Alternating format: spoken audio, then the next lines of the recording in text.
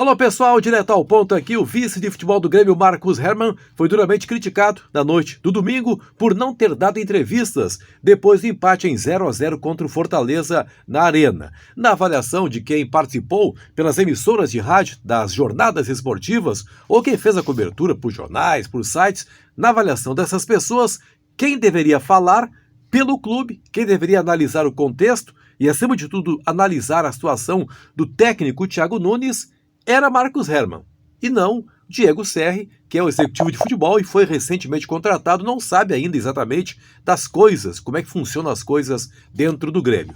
O Marcos Herrmann percebeu isso e na manhã desta segunda-feira deu entrevistas, falou ao colega André Silva, do site Gaúcha ZH, que perguntou para ele, fez a pergunta que está na cabeça dos torcedores gremistas, qual a posição do clube diante do trabalho do técnico Thiago Nunes. Afinal, o Grêmio é o lanterna do Campeonato Brasileiro, jogou 5 partidas, não ganhou uma sequer e vive uma situação que não é comum para um clube do seu tamanho. Resposta do Marcos Herrmann.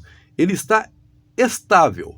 Temos de separar os 3 jogos iniciais em que a equipe foi extremamente atingida pelaquela situação do surto, o afastamento de jogadores. Então, de acordo com o Marcos, é preciso separar os 3 primeiros jogos dos 2 últimos jogos em que, na avaliação dele, Marcos Herrmann, o time já mostrou evolução. Então, de algum modo, a análise do Grêmio ela começa de maneira mais objetiva a partir do jogo contra o Santos, empate por 2-2 na semana passada. E passa, obviamente, pelo jogo contra o Fortaleza. É assim que o Grêmio está raciocinando, é assim que o clube faz para entender que a crítica ela não pode ser tão contundente assim em cima do técnico Thiago, que acabou tendo esses problemas de afastamento de jogadores.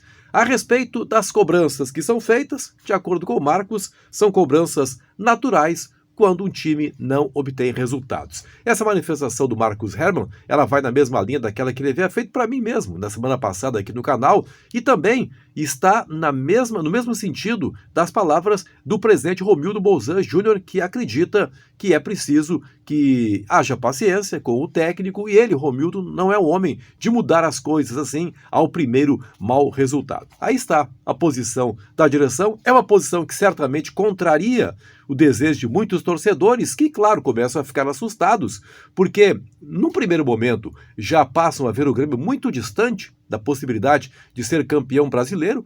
Vai ficar muito complicada a situação a partir de agora, tem que haver um número fantástico de vitórias para que o clube atinja a pontuação necessária para erguer a taça. Então, essa coisa já começa a sair da cabeça dos torcedores.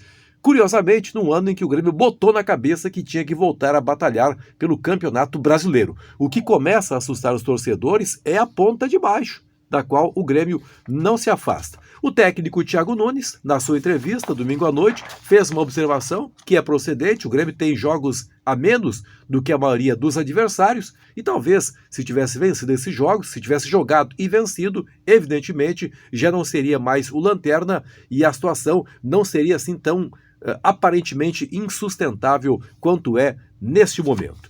O que o Thiago Nunes fala a respeito do Grêmio assim da forma positiva? Ele diz que prefere olhar pelo copo meio cheio, diz que a equipe sofre poucos riscos em relação ao adversário. A situação do pênalti do Fortaleza, por exemplo, domingo, ele acha que foi um erro pontual, uma tomada de decisão equivocada, cobrança de lateral. Ele acha que, no geral, o Grêmio não correu tantos riscos e aí nós divergimos completamente. Acho que a maioria das pessoas diverge completamente do Thiago porque teve muitas chances, além do pênalti, a equipe do Fortaleza. E ele também vê como dado positivo o fato de que o Grêmio tem uma média de 16 a 18 finalizações por partida.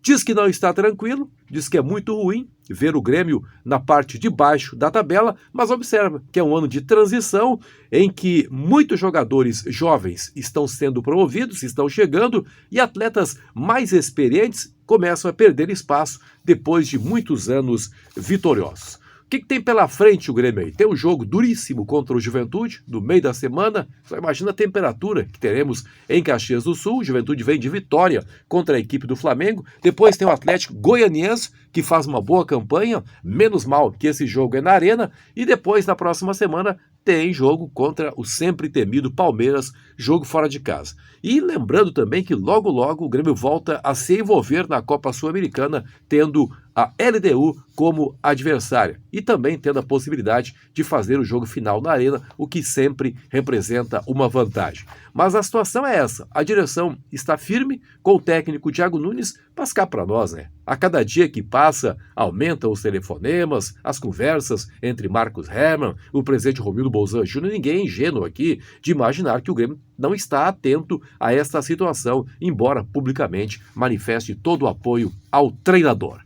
Dê seu like, ative as notificações, se inscreva aqui no canal, seja um participante. Sempre um grande prazer contar com você por aqui. Até a próxima!